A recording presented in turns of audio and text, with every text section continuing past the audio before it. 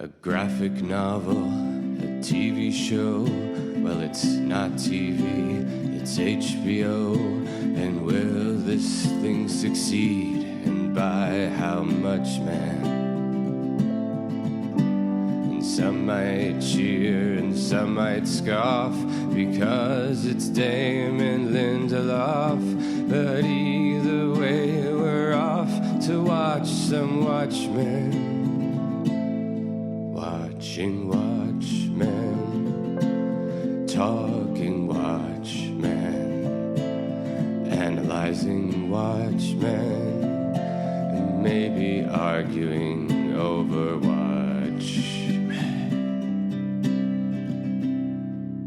Who watches The Watchmen? You watched Watchmen a couple of days ago, and now we're going to watch ourselves as we watch some spoilers, watch some theories, watch some comments, and watch each other.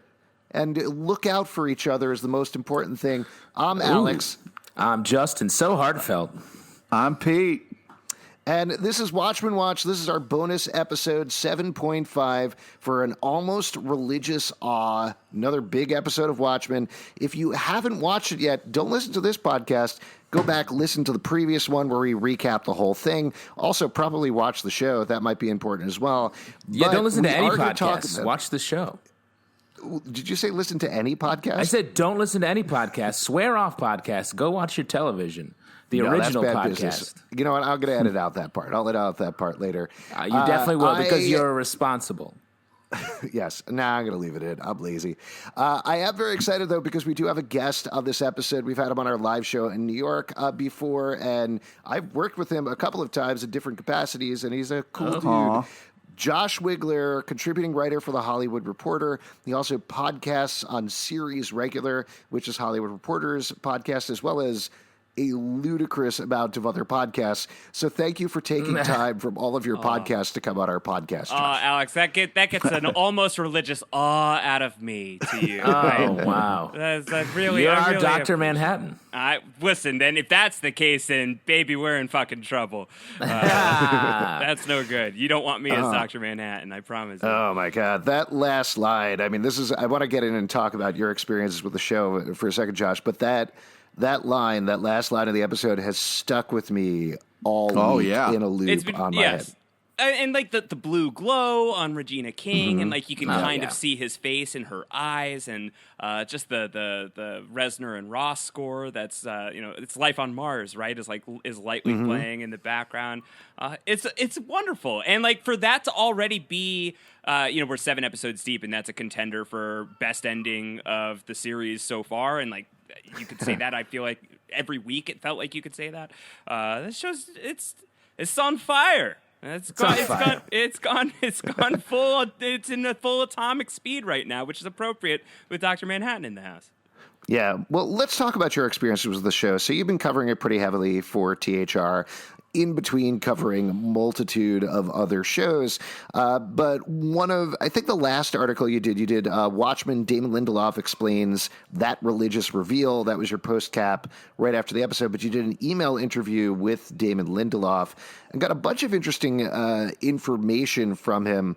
The two things I wanted to point out to kind of get your take on, Josh, just from the interview that you did.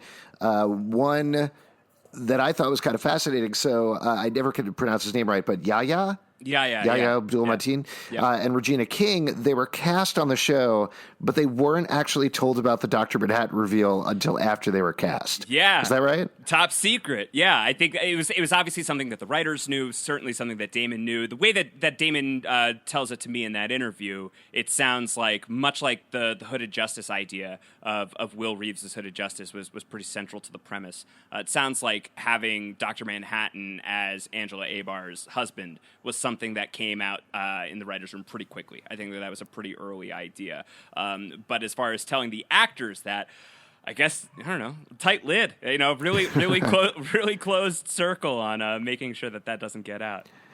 I'm always, and I'm curious to get all of your guys' take on this, but I'm always of two minds about this sort of thing because I understand the secrecy. You don't want it to get out. You don't want to tell 100 actors in an audition, hey, by the way, you're trying out for Dr. Manhattan or anything like that. But it also feels like it doesn't necessarily let you know what you're getting into. Obviously, in this case, it was a net positive. Clearly, Yahya loved it. He put up a hilarious 15-second yeah, where he's just video. laughing for like Yeah. In a I wonder if he's taxi, still I laughing. think. Yeah. He hasn't stopped. It's actually he Well, had to go to technically, the it's still hospital. going on, right? Even if it happened a week ago. In Yes, Dr. exactly. Manhattan's understanding of space and time. But what's your take on that? Do you feel like they should put this information up front with their casting people? Do you think they should be more open about it? Or is this the right way to go? Fuck no, you can't tell actors anything. And like, especially someone auditioning, like not even one of us could be in there and we would not keep it a secret.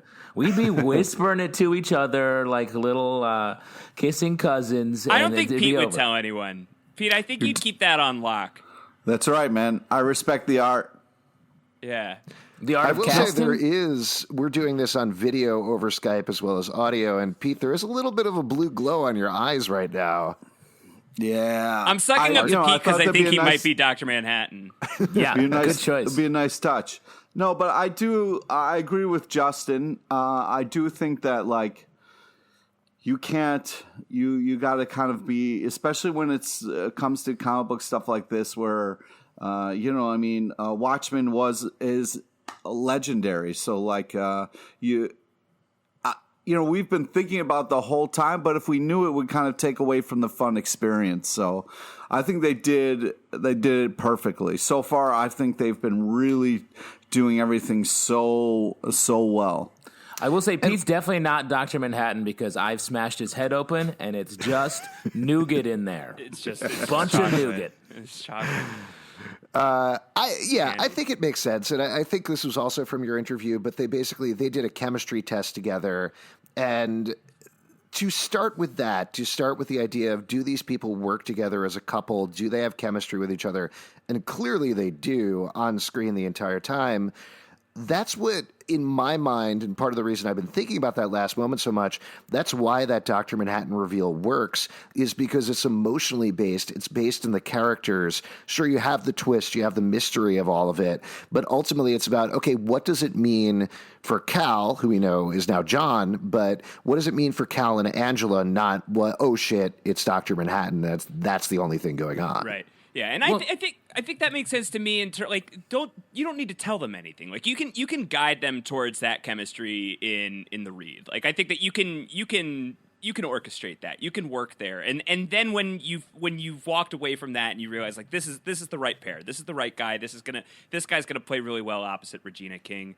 That's when you get to deliver the Dr. Manhattan bombshell. And I'm so sad that we don't have like live footage of that reaction of like how did Yahya take that when he found out who he was actually playing when he was cast is something that I'm desperate to see. I hope that somebody had the wherewithal to record that back in the day. Plus, how cool they played it in the show. Like, they gave us just enough information and just enough scene work for him where we're like, he's a little weird, but also there's so much else going on. So he's a part of the show, but he's just under the radar enough that it pops so much when we get that hammer to the head. Now, me and Sal's were talking about this yesterday.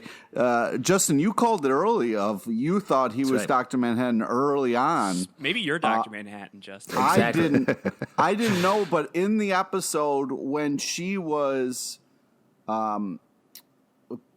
touching that globe, and we got to see, kind of like the booth stuff when she like clicked away.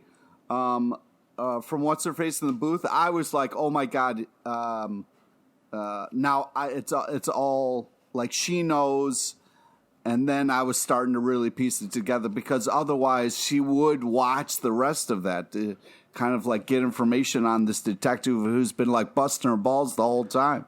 I do love, and I've heard this from a lot of people who are like, "Yeah, I figured it out 5 minutes before it happened."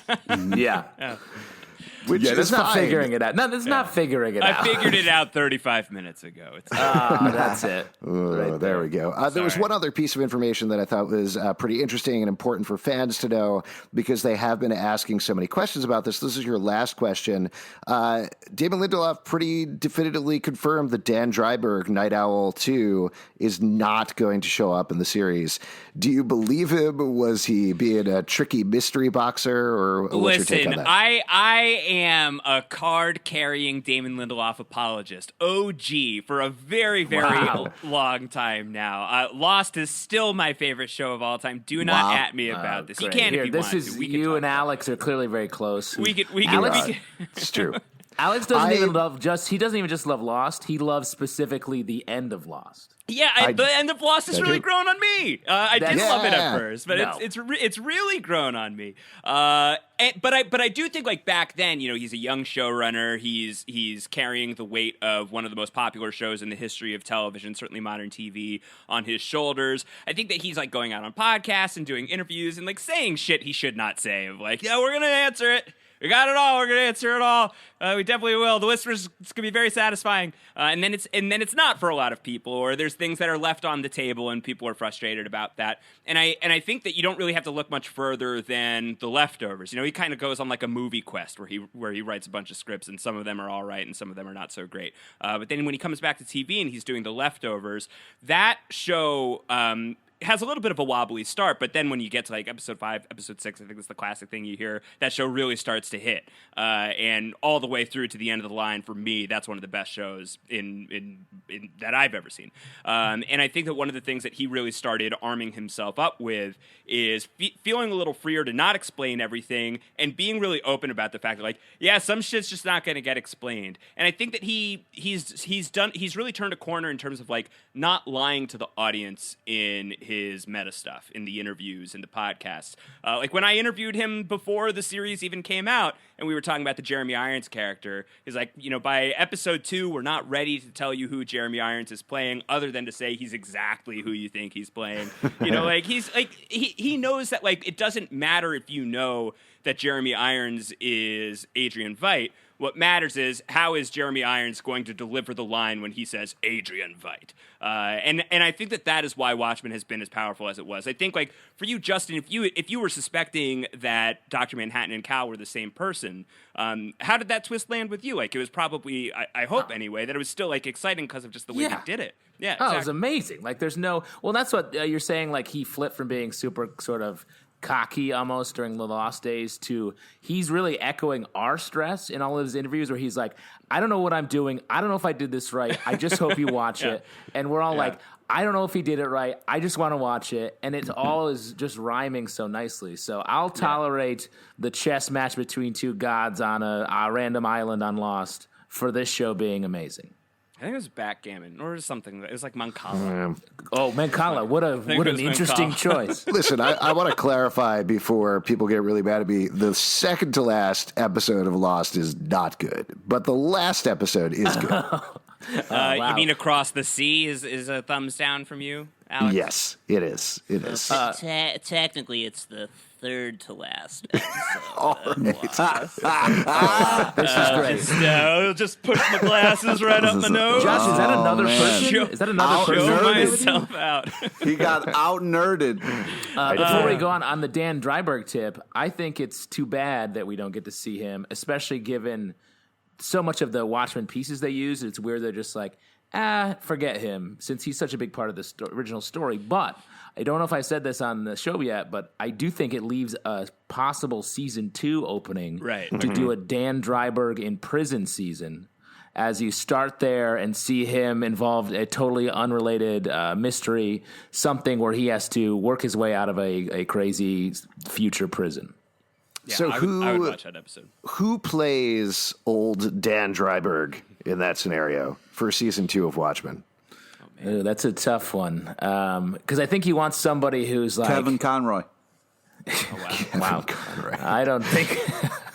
I think he wants someone who's like meaty. You need someone who's like sort of been through He too can put much. on the weight.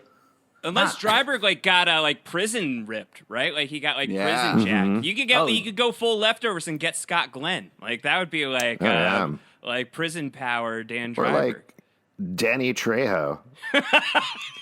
Yeah, Danny Trejo Dreiberg, as they call him. Yeah, any of these are great I'm into ideas. Let's move on. Let's talk about something else that happened in the world of Watchmen today. HBO is always very reticent about their ratings. You know, we find out their broadcast ratings, but so much is focused on streaming, what's happening online, multiple showings of things, et cetera, and they don't usually share that. They will share the full numbers at the end of the run after episode 9. They'll probably send out a big press release and be like, here's all the number one things that we hit. But today, as of the taping, we're taping this on a Wednesday, Kate Arthur at Variety tracked down a couple of the numbers. So I'll throw them out at you guys, and you let me know if you have any reactions after we get through this. She said that according to her sources, there was an average of 7.1 million viewers across all platforms. I assume that means per episode, so that's HBO Go, HBO Now, as well as HBO, any HBO2 showings, etc.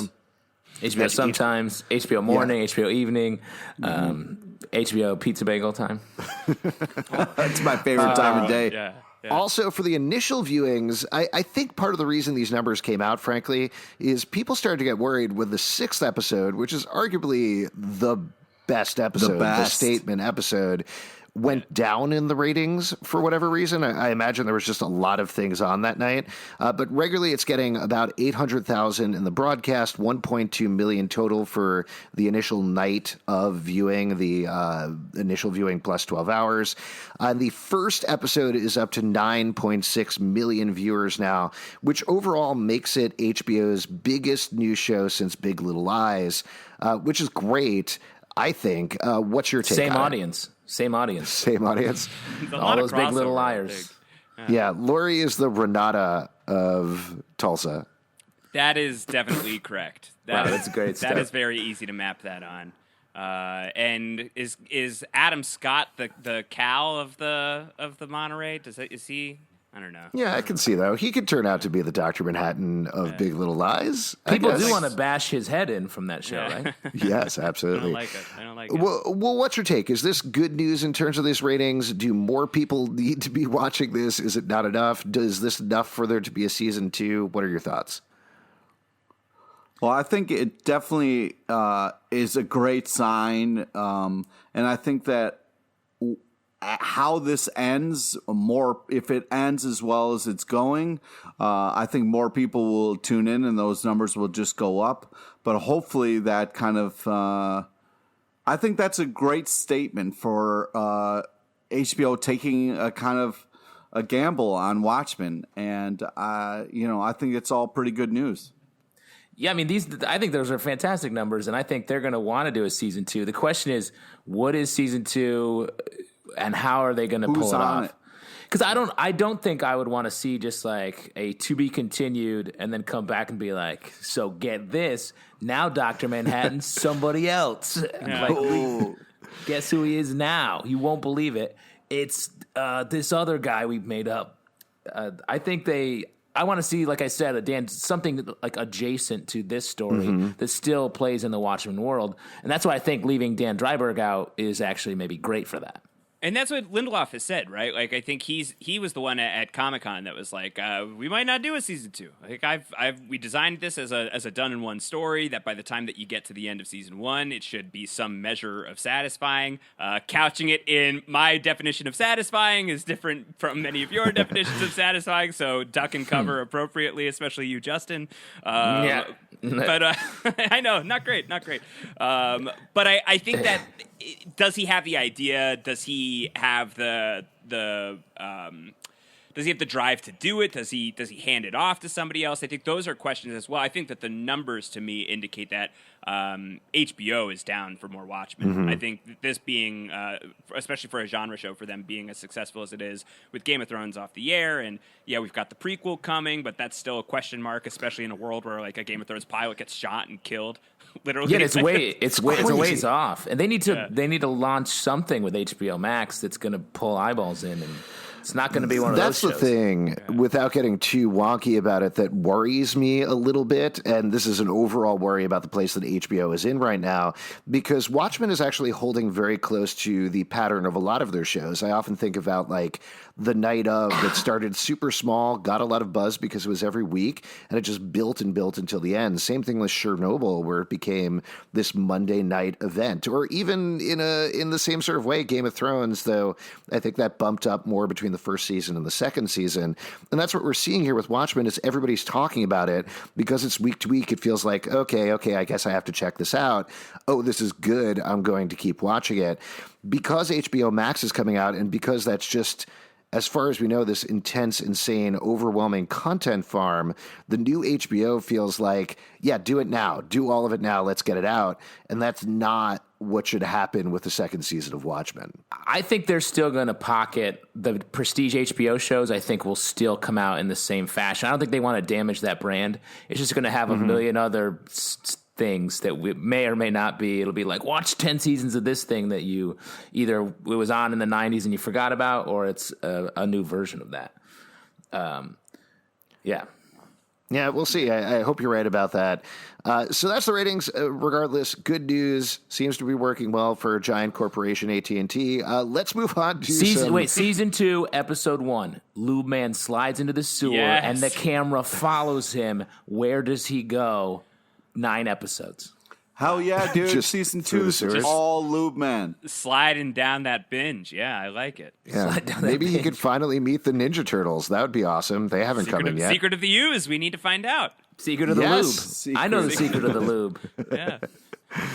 Let's move on and talk about Peteypedia as we do every week. Peteypedia is the back matter that they've been providing online at hbo.com/Peteypedia that you can check out. There were 2 things that went up this week. One of them was another memo from Agent Dale Petey called The Origin Story of Sister Night. And the other one was Calvin Jelani medical report, which seems to be, as far as I could tell, the medical report that was filed in Vietnam after Dr. Manhattan in his Cal guys came to and said, "Oh, I have amnesia. I don't remember anything," before they headed back to Tulsa. Let's talk about the origin story of Sister Night, though, first, which I thought was fun. It talks about the Sister Night movie. We saw the VHS tape in the last episode in the spinner rack that young Angela was looking through. We find out that Sister Night is actually part of a wave of blaxploitation films that came out in the 70s that were all about superheroes. So you had Sister Night, you had Tarantula, which to me sounds a little bit maybe like a Spider-Man ripoff or something like that. You also had the Black Superman, which PD says was a fun riff on Dr. Manhattan, which is definitely twisting things around. And the most interesting one that they just kind of dropped in there as one of the blaxploitation movies was Batman. Which is amazing. I love that they keep doing this, that even in the back matter, they're like, yeah, Hooded Justice, by the way, black. Dr. Manhattan, black. Also Batman, black. Just roll with it, everybody. Let's just go. Did you guys check out this material? Any things you took from it in particular? Well, it's funny how they've couched this as a report for that PD is making that is for Lori, but also on file with the government.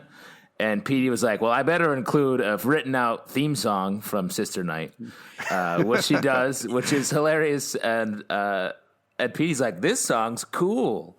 And like, when is he doing this? When does he have the time to do this? Because if you read the one from the week before, like, it's very clearly like in the immediate universe of what we're dealing with in this episode, in this one that just passed, where like he's being like sent to go places by Lori, and he's like writing about that in last week's Peteypedia. And so like what, he like just like went over to Wade's house and found all those dead Rorschachs, and he's like, you know what, I really gotta write about Sister Night. I can't get the nun with the motherfucking gun out of my head. Like, I really just need to pull the car over and just type this one out real quick. The crazier thing about it too is that computers don't exist in the same way in this world. They don't have the internet. So somehow he's writing this stuff out in between everything else that's going on and then getting it over to the FBI. So I don't know. I guess I don't like this show anymore. It doesn't make sense. That's what I'm saying. Wow. Screw you, man.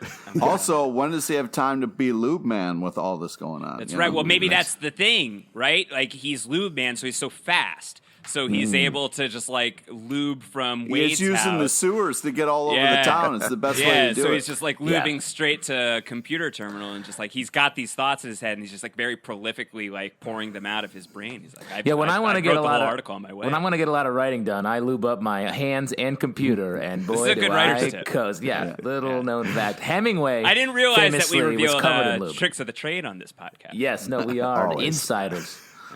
The other thing that was kind of interesting that was in here, Petey talks about Will Reeves, how Will Reeves owned a movie theater in New York. This is something we found out through, I believe, the last will and testament of Nelson Gardner, a.k.a. Captain Metropolis, that he bequeathed him. Did he bequeath him the theater, or did he just give him the money and say, go to the theater? Was that what happened?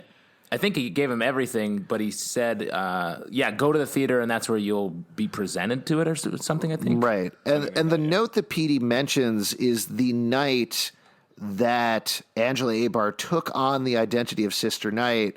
Will Reeves started showing Sister Night that midnight every Saturday at his movie theater, which is a very interesting, very weird detail. What do you take away from that, if anything? I think that means that that Will and Dr. Manhattan have been in touch at multiple points in the timeline. Cahoots. Yeah, I think they're a little. Maybe we'll learn about that, but it just feels like Will knows everything all the time. And how else do you explain that? Yeah. Anything else about this one before we talk about the medical report? I hope we get these for like every week going forward forever. Yeah, just get a weekly Peteypedia. That season 2 is just, it's all like a text-based adventure game. Yeah. What were you going to say, Josh? About the I was going to say that with all of this emphasis on the movie theater that Will Reeves owns in the Peteypedia, and this week with the introduction of the idea of Sister Night being a film, and with the series having started in the Dreamland in Tulsa with Bass Reeves, I just really hope that the final scene, even if it's like post-credits or it's rolling on the credits, is we just get to go to Will Reeves' theater and watch The Nun with the Motherfucking Gun. Yeah. I think like that would be a really fun way to close the season. Plus, there's the kind of like mind control in the movie theater that they kind of like already set up. So that's also kind of crazy. Yeah, I don't think they're going to end with that, where they end up mind controlling everybody to kill themselves at the end of the season. Write positive reviews of Sister Night. Yeah. Another very good writing tip is use mesmerization as much as possible to get people to like your stuff. Let's talk about the Calvin That's Gilani. why the Marvel movies are so popular. Yeah. Let's talk about the Calvin Gilani medical the report. money that we get paid. This one I felt like was pretty simple in terms of what it presents. It kind of gives us information that we already know. There's a funny detail at the end where Cal seems interested in a Dr. Manhattan bobblehead. But was there anything I missed in there? Any details that you thought were particularly fascinating? Well, in talking about the episode before I read this with other people, some people were saying, was Angela in a relationship with someone named Cal that Dr. Manhattan replaced after he was killed in this accident? Or her in this accident? Or did she just start dating Dr. Manhattan or meet Dr. Manhattan and he took on this Cal persona? And I thought that was an interesting, different take on it. And this sort of pushes it in the direction that I think Dr. Manhattan met her and then became Cal. Mm-hmm. That's what my take. I don't know. What do you guys think? Because I think there's the two very different things. And I think it plays on the theme of race and in a different way depending on which one it actually is. It seemed like from the promo that he became Cal. Well, that's thank you for the segue, Pete. Really appreciate it. We can talk about the episode 8 promo.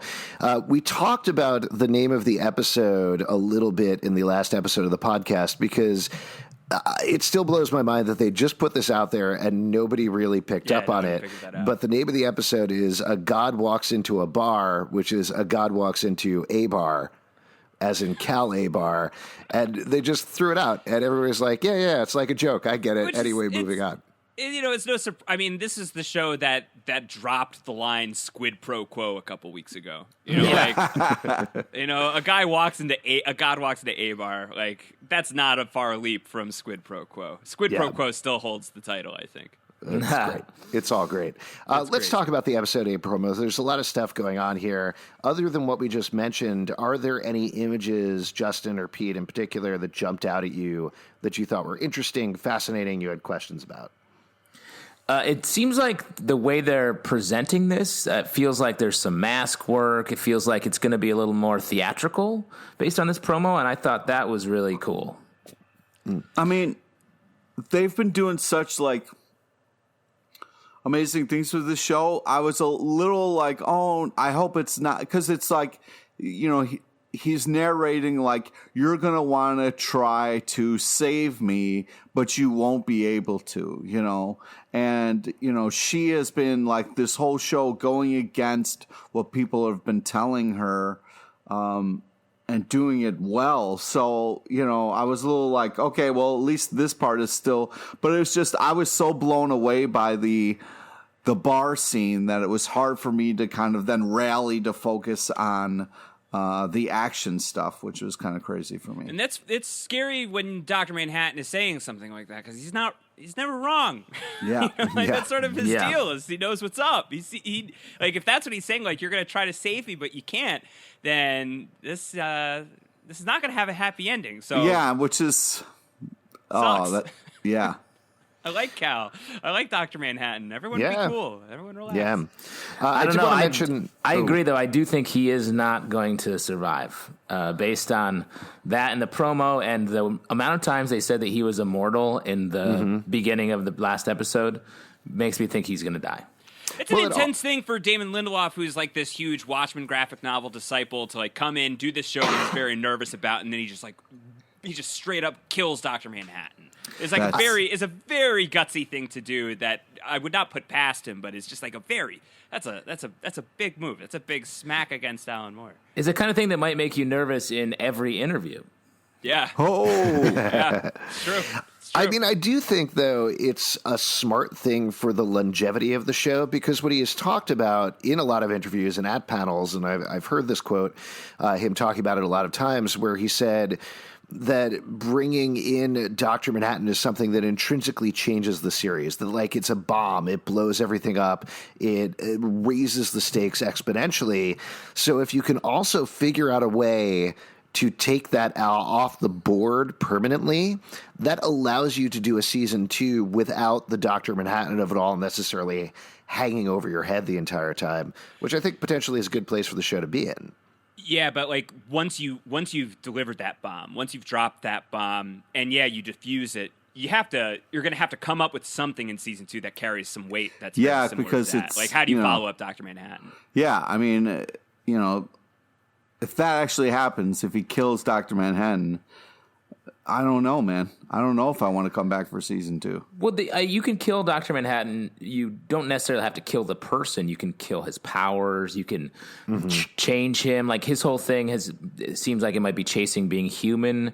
Maybe he starts over as a kid. Maybe he becomes Topher. There's some weirdness with Topher that we haven't quite figured out yet. Topher Grace? Yeah, Topher Grace, obviously, Yes. is what I'm talking about. I mean, it would Grace. actually, just to throw it out there, it would explain how he played Venom if he was Dr. Manhattan. He's been a that's really easy. underappreciated part of the success of this show, I think. Topher Grace. Yeah, it's true. No one talks about him, Yeah. except I for don't know us. why we're not talking about that more. But that's very interesting, Justin. If like, you know, because we got to see in the graphic novel and stuff like how he got his powers, and they kind of re-showed that. So if they depowered him, that would be kind of amazing. Yeah, because I think it's the way the 7th Cavalry talked about we're going to kill Dr. Manhattan. That feels very blank of them to say. Like, it's like, we're going to do this. Here's our evil plan. The plan has to be more complicated or have different repercussions than we expect. Yeah. And I do think something will happen to irrevocably change Dr. Manhattan. I say something like that to my wife every day before I go off to work. I'm like, well, gonna go kill God today, honey. And she's like, have fun. And then I walk out and come back and she says, how was it? I'm like, maybe tomorrow. Yeah. Oh, you fail every day. Every day I fail. And every day I go back and fight God. Wow, man, you've got a fucked up day. Listen, it pays It's well. a lot of pressure you're putting on yourself. Yeah. Anything those else It's a about deadlines. hard time. Just be kind on yourself. Yeah, I got my day job, got my God-killing job. One of them's working out. They're unrelated. Well, you go up to a stranger on the subway and you're like, are you God? No. Okay, good. Bye. good for See you. you later. Yeah, That yeah. was And then he really puts his true. hammer away. Yeah. Anything else about the episode 8 promo before we move on and get to some questions from listeners? It's just so the ramping up of the episodes has been really amazing, and with each kind of trailer, they really do a good job of giving you like excited about a different aspect of the world, and the kind of turns that this show has made. It's really impressive. Yeah. Let's get to some tweet questions and comments from you all in the listening audience. This is from Daniel Cabral on Twitter. They put everything in front of us, Will being Hooded Justice, Cal as Dr. Manhattan. The giveaway about Cal was Laurie's encounter with him. It seemed they had something. Clearly, they have just not what we expected. What do I know? It's only a tweet that will never be remembered. Wow, what a sad God. Wow. Oh, my gosh. God. Daniel. Come on, man. Wow. It's Daniel. not true. We God wrote with it on that a attitude. podcast that's going to live somewhere. Yeah, this podcast is going to live forever. That tweet is immortal. That's immortal. It's going to live forever. You It's should immortal. pin that tweet. I think it should be at the top Yeah. of your tweet. Yeah, I don't Can know why I- you're starting with that tweet. We should have ended with that tweet. Jesus. No, you started at the beginning in case people tune out because they're like, now I got to go find this tweet and pin it to my own account somehow. We should smash that tweet open and see what's inside. Ooh, that's a good idea. hope he's all all right, of this man. stuff. We were talking about this on the recap a little bit, and Josh, I don't know if you have any takes on it, but one of the things that I love about the show is that they really did lay out every part of the mystery, and you could pick it up, you could figure it out if you wanted to, but Only if you're It doesn't- really smart. Really smart. Do you otherwise call you it? get it 5 minutes beforehand. Exactly. But, yeah. But no, they lay out absolutely everything. The Hooded Justice thing was all there. The Dr. Manhattan thing was all there, and it all makes sense. But like we were saying earlier, I don't feel like figuring it out in either case takes away from the show. It only adds to it. Yeah, totally. It doesn't matter. Like what matters is watching Will Reeves, fight crime in the alleyway for the first time. And watching the delivery of those story beats. I think like just the art behind that. Like even if you had the inclination, and a lot of people did from the first episode, even it's like, oh, well, they keep talking about that Hooded Justice show.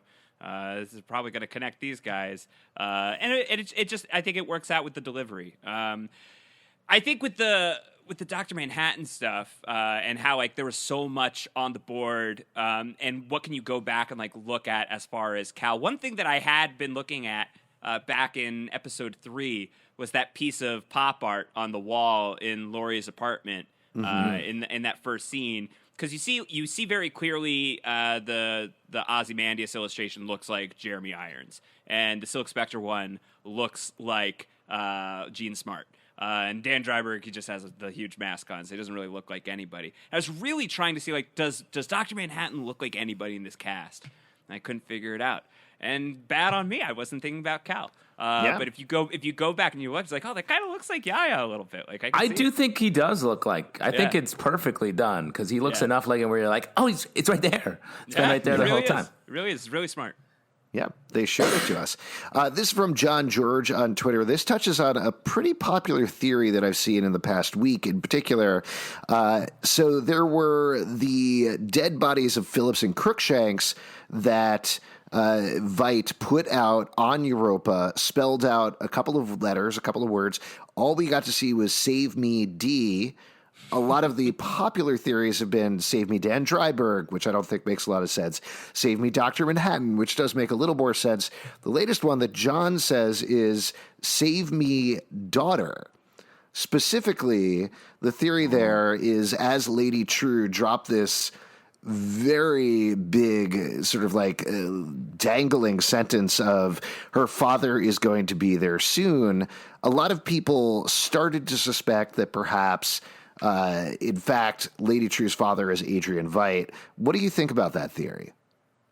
Yeah, I've been really operating under the idea that she was connected to the comedian's time in Vietnam and linked to Dr. Manhattan in that way. If Dr. Manhattan had felt remorseful about the way that everything went down with that scene from the comics, and maybe took a special attention to fixing that mistake.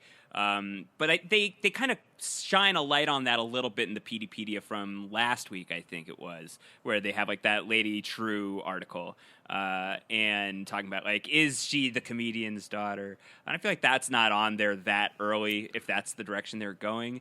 I think that I like the Ozymandias idea. One thing that I've seen making the rounds recently, and I'm going to forget to credit a couple of the people who've tweeted this my way, is that the bust of Adrian Veidt that we see in Lady True's what I was going to say, arboreum. I don't know. Vivarium. Sorry, I am not smart. I have not figured things out. That's close. I wouldn't discredit saying arboretum instead of vivarium. There's people who think that that's like it's like Han in Carbonite or Horatio Sands in Carbonite if you prefer, and it's Adrian Veidt is in the statue, and like because like we know that like the timing is probably a little bit off. And earlier in that episode, something rockets onto the Clark farm. Is that Veidt coming back? And is he like encased in some sort of bullshit? And he's in the vivarium. I mean, that would be. I've heard a lot of people saying that too. That would be so weird. But like, this show is so weird. Definitely. I mean, it is, and so maybe that is what it is. He's just going to crack open and be like, haha. Like an egg. An egg. I mean, there's so many eggs that he's just going to hatch. That's a good parallel. I think it's "Save me, doctor, you giant blue dickhead." I think that's what it spells out. Yeah. Save me, dudes. We don't know how many Phillips and Crookshanks are there, so it could have been a very long message. Mm-hmm. Yeah, save me, Dad Hamburger that you haven't finished, and some French fries, please. If you ate that while I was gone, I'd be so mad. We'll definitely see it. We touched on this a little bit the last episode, but I do feel like, based on the fact that we know that Lady True cloned her own mother and is putting her mother's memories inside of her, if Adrian Veidt were her father, it would almost make sense to not have Jeremy Irons there, but have a child version of Adrian Veidt that she had taken from the genetic material from that statue or something like that. And so we'll see two young kids together, and she'll say, "These are my parents." Right. Well, a great way for season 2 to have like if Jeremy Irons doesn't want to do this again, you could still have your Ozymandias honey cake and eat it too, and have like Adrian Jr. AJ Veidt. Now, to me, though, like, what's the nefarious plan about cloning, having child parents? Like, it's just, again, it's like, what are you doing? Why? Power shift. Well, no, it's very therapeutic because you get to boss them around. You know what I mean? Yeah. Oh, interesting. So you think this is like a child fantasy? And like, you got to eat your vegetables, Dad. Yeah, how do you like it? You can't get up from the table till you've cleaned your plate. Ozymandias. Yeah. This all tracks. Let's move on to another one. This is from Dan Weston. Says several thoughts. They are using Laurie as bait for Dr. Manhattan. I think Veidt is linked to Keen, as there is a clear scene dissolved between them in episode 3. Another link with Veidt is that Keen gets Laurie involved, knowing that they will be using her later. Veidt loves a plan. Looking Glass will reappear amongst the 7th Cavalry. He took one of their masks. Still, one question: what happened to Judge Shu when he was hung? Just to deal with the last two first, because I think those are the easiest. The Judge Shu thing, I don't think you're necessarily supposed to think about that being missing. We talked about that, but that's a clear visual reference to when Rorschach gets dragged off in the comic book. He only has one shoe on. So I really think that's all they were going for there personally. And I definitely agree that Looking Glass 100% took one of the Cavalry masks. He's undercover there right now, and hopefully is going to fuck ship up. Wade's going to reclaim Rorschach. Right? Yeah. Like if Rorschach's been appropriated, then Wade's gonna take him back. But I hope he doesn't give up the mirror mask, because the mirror mask. Oh, it's so cool. It's very cool. What about this other stuff with Laurie as bait for Dr. Manhattan, Veidt being linked to Keen, Veidt loving a plan, all of that stuff? What's your take on that? If they think Laurie is going to work as bait for Dr. Manhattan, they haven't been keeping up with his dating profile. Yeah, he does not. He's over it. He's on to a younger woman. That's his whole move. Talk to Jeannie or whatever her name was. I forget. Yeah. But If anything, I think it's probably more about making Lori watch what they're doing and potentially winning her or trying to win her over to their side in some way, because that seems to be a lot of what Keen is doing. Is he's charming everybody. He wants everybody to be following him and agreeing with him. So I could see that more versus, yeah, Dr. Manhattan is going to try to save Lori in some way. I don't know. That seems, because he's such a, like, his whole thing is being a white supremacist. You think he thinks he's going to be like, yeah, these people are definitely going to get on board with a white supremacy if I just tell them about it? Like, that seems a little... I don't know. That's kind of his mode so far, I feel like. Yeah, but he has people under... I mean, I think with Looking Glass it makes sense because it's not about, hey, come be racist with us. It's, hey, here's the truth that you've been haunted by your entire life. And I think that does affect him. But Lori doesn't care about any of that. She already knows the She doesn't secret. care about anything. Yeah. So I don't know. I feel like it could also be that she just stumbled in there and now they just have her and can't release her. It feels... I don't know if his whole plan has been this the whole time. Lori is going to grab a Rorschach mask and put it on and step into the Dr. Manhattan device machine and become Dr. Manhattan, and she's going to be Rorschach, Dr. Manhattan, and Silk Spectre at the same time. She's all the We've been on the series regular podcast we've been like lightly speculating somewhere in that area because that would just be like the most sacrilegious thing they could do by the end of the show. Yeah, then she's also the comedian because she's both Silk Spectre and the comedian. Exactly. Like you have to figure out the Ozymandias piece. Yeah, if it ended with her getting all of their quote unquote powers and being like, no, call me Watchwoman. Yeah, that would be the absolute worst thing that could happen ever. No, I think she steps through the machine and comes out with a long gray beard and says, "I'm Alan Moore. Watch out." And I approve of this show. I love it. I've been watching it all along, and it's great. Yeah, maybe that's what it said. It said, "Save me, Dave Gibbons." Yeah, nice. That's good. I like nice. that one. This is from Martin on Twitter. He says, as an avid follower, I'd be ecstatic if you can mention my theory, which I have already shared with you before. Is the theory on Reddit that Cal is Dr. Manhattan? Martin, I want to throw it out there. I think you're right. I think Cal is Dr. Manhattan. I think you might be onto something. Yeah, so check that out on Reddit. But he does also say a few other random ideas. The elephant seems to be a trauma-collecting vessel of sorts. It seems likely now that Veidt is True's dad. We touched on that a little bit. But what do you think about the elephant? One note that I'll make, Justin and I were talking about this. We couldn't figure this out. And when somebody pointed it out to me, I felt dumb. The Lady True logo is an elephant. It's the bottom of the T is the trunk of the elephant. There's two tusks coming off. The top of the T is the two ears of the elephant. So that's what's going on here. But what's all the stuff with elephants? Why is there an elephant in her headquarters? Why is that all going on? The great Antonio Mazzaro, my co-host on the podcast, likes to say the elephant never forgets. The elephant has such a long memory, so you could just you could throw all your bullshit on an elephant. Which is kind of, I guess, not surprising. HBO has some track with this stuff, right? There was the whole Vinyl Westworld kerfuffle. I mean, she ran into the room and there was literally an elephant in the room. That's... Oh, wow. Yeah. Josh, I thought you were making a joke about all the horses that died on luck and they had a track record well, that wasn't great either. That was pretty bad too. Yes. Yeah. None of their animal work has been that outstanding. I mean, to the point about what you're saying, like maybe Cal isn't Dr. Manhattan and he just had some blue stuff in his brain. It's possible. Some random blue, blue raspberry Slurpees. Mm-hmm. Over the course of his time in Tulsa. Had brain freeze and he was drinking a Slurpee. Yeah. Baby, we're in fucking trouble. You got brain freeze. Yeah, it sucks. I mean, it seems like that's kind of what happened, no? Yeah. This is the last one that we have, and then we'll start wrapping this up here. Tracy Todd on Twitter says, do you think any of Rorschach's siblings are as ill-adjusted from their tough upbringing as he is? Will they play a part in the Watchmen story?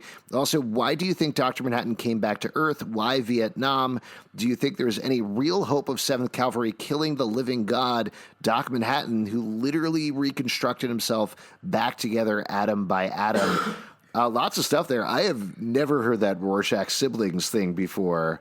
What do you think about that? I don't think they're going to play in it anyway, but that's a fascinating detail to bring up. Yeah, Rorschach's twin is going to be a game changer in season 2. Yeah. That would be wild. That'd be a wild turn of events. Since we already have like a ton of Rorschachs, to be like, yeah, well, here's another Rorschach. You didn't see that coming. You thought that guy was, those people were messed up. Check out this guy. That would blow me away. That'd be crazy. Well, what about the other ones? Why do you think Dr. Manhattan came back to Earth? Why Vietnam? And do you think there is any way the 7th Cavalry could ever actually kill Dr. Manhattan? It'd be a really shitty way to kill Dr. Manhattan is if he's killed by a bunch of white supremacists. That's going to suck. Like, I feel like I don't think it's going to end well for Dr. Manhattan. But Antonio and I have been talking on the podcast. Like, it's going to be like, he's going to make that call himself. Like, this, this is on him. Like, he's like, yeah, this is good. Like, I've been around way too long. I'm fine to give myself up for some greater cause, some power play that's going to take out the 7th Cavalry. But, like, these are the guys that are going to take on Dr. Manhattan. Stop it. No. Yeah. I kind of just feel like he was lonely. Like, he did a bunch of stuff on Mars and then, needed some love. Yeah, I think he wants to recapture his humanity, and maybe the way, like we sort of said before, the way that they kill him is he commits to being human and sort of finishes his cycle going from man to God and then back to man in that way. And then it's about the last episode, or the climax is about them finding a way to beat the Dr. White supremacists. Yeah, I do think a large part of it is we don't know what the Millennium Clock does yet. We don't know what Lady True's thing is yet. And I feel like now that we know what the 7th Cavalry's plan is, that's bad. But again, we were talking about this a little bit, Justin and I, on the last episode of the podcast. My feeling is what the 7th Cavalry is doing is the equivalent of Russia and the United States about to go to nuclear war in Watchmen. But whatever Lady True is doing is what Adrian Veidt was doing with the Squid. And that's ultimately the insane, horrific, fucked up thing that happens that saves the world, but also ends up killing 3 million people. So if something's going to take out Dr. Manhattan, to all of your points, I don't think it's what the 7th Cavalry is doing. I think it's ultimately what Lady True is doing. And I do think, based on her actions and everything that she talked about in the Globe Room last episode, that she's not particularly fond of God or Dr. Manhattan, and I don't think she sees a use for him in particular. Yeah, and especially she's on the side of Veidt, and Veidt was trying to control Dr. Manhattan, so I think she's trying to pick up where he left off. I was thinking about this because Alex had a theory that we talked about before, that she's going to give everyone Dr. Manhattan's powers, or somehow power up a large section of humanity. I thought that was a cool idea. But so much of this... That's like the syndrome plot, right? Like, once everybody's special, no one will be. Yeah, exactly. Yeah, she does wear a cape, which doesn't point to good things. That doesn't for her. bode well. That's bad. Stay away from jet turbines. That'd be a wild homage to touch on randomly at the end. Yes. But I was thinking, Topher is the Jack of the Watchmen universe. Anyway, sorry, That's Justin. Topher. That's Topher. Can we stop? Never. Is Frozone Lube Man then? I mean, that fits. It tracks. But I was thinking, so much of the show has been about like memory and how memory sort of is bad for you. She talks about how nostalgia is actually such a scourge because everyone goes back and relives all of their trauma. Like, what if her plan is to erase everyone's memories? And then nostalgia becomes this high in demand thing where you can recapture your memories or the memories that she selects for you to try to make a better world. Everybody is Lady True's mom by the end of the season. Yeah, but I mean, that would make sense why the mom is a thing, because if she can reconstruct a personality, she can say, hey, I'm going to go through and fix people. And that is sort of like Veidt's plan. It's like, it's good to fix things, but it's also an erasure of free will. Right. So I think that could play, and that maps us to a certain number of things that are on the table, I think. I mean, to throw something else on that theory, and I do think that's kind of interesting, wasn't it Lady True who says to Angela that, wow, total amnesia, that's very rare and kind of only in soap operas? Yeah. So her throwing that out there, that potentially does point to her saying, oh, yeah, but I'm also going to do that to everybody. I do think this is something we talked about a couple of episodes back. I think it was when Jordan was on, that this is absolutely the wrong phrase, but if the idea here, if what Adrian Veidt was doing was trying to solve for nuclear annihilation and figure out a way to stave that off, potentially what Lady True is trying to do is solve for racism, to figure out a way to eliminate racism. And I do think one way is to wipe everybody's mind. Another way potentially is to go the other way and deal with one of the other big things we're dealing with, which is give everybody the same trauma, make everybody feel the Tulsa Massacre, send those memories out to absolutely everybody so everybody understands, oh, yes, through empathy, this is what everybody went through. So I don't know. It's a hard time being a white man in America, Senator Keene. Like, boom. Millennial clock, boom. Yeah. I think maybe the clock is just a giant TV antenna, and everybody gets to watch soap operas for free. That'd be good. Okay. Yeah. She did in one of the Peteypedia things. They did free. Well, Wow. I know. My soap opera budget is out of control. I spent a fortune on those fuckers. Printing money. Great. Thank you all for writing in your questions. Josh, before we wrap up, plug some of your stuff. Where should people check you out? I'm on the Twitter bots at Round Howard. That is how you can find me there. I tweet out the links to my things when I remember to, but often I forget. So if you want to seek out the podcasts, it's Series Regular is the name of the podcast I do at the Hollywood Reporter, where we do show-focused podcasts. Right now we're all in on Watchmen. That's wrapping up obviously very soon, and I host that with Antonio Mazzaro, who is fantastic. He and I also co-host a Mr. Robot podcast that we do over at Post-Show Recaps. And that show is about to wrap up. That's been phenomenal, the final season. Zalbin, I slid into your DMs the other week. I was like, oh my God. What just happened? It's so good. Much to discuss. So good. And I do a weekly Lost rewatch podcast. I'll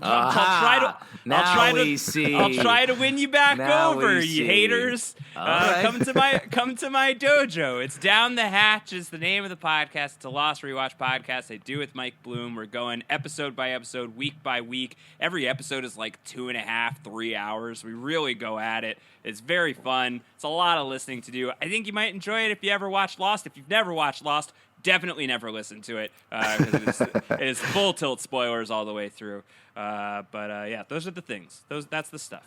Awesome. Definitely check out all of that. Thank you, Josh, so much for being here. A couple of things to plug on our end before we go. If you want to follow us socially, Twitter, Watchmen Watch 1. We are Watchmen Watch Podcast on both Instagram and Facebook, very sporadically putting things up there. So mostly the Twitter. Follow us. What were you going to say, Justin? Feel free to slide or lube into our DMs at any time, which is a term that I think we need to get out there. Yeah, absolutely. Also, you can check us out at comicbookclublive.com for this podcast and many more. We do a live show every Tuesday night at 8 p.m. at the People's Improv Theater Loft in New York. That's totally free. Come on by. We will chat with you about Watchmen. If you want us to support this show and other shows that we do, patreon.com/comicbookclub. For as low as $2 a month, that helps us support doing this and all of our other podcasts. And you get some nice bonuses. We have Patreon Slack that's been very active talking about Watchmen, and we would love to hang out with you all day and talk about Lube Man or whatever you want to discuss. You can subscribe and comment on iTunes, Android, Spotify, Stitcher, or the app of your choice.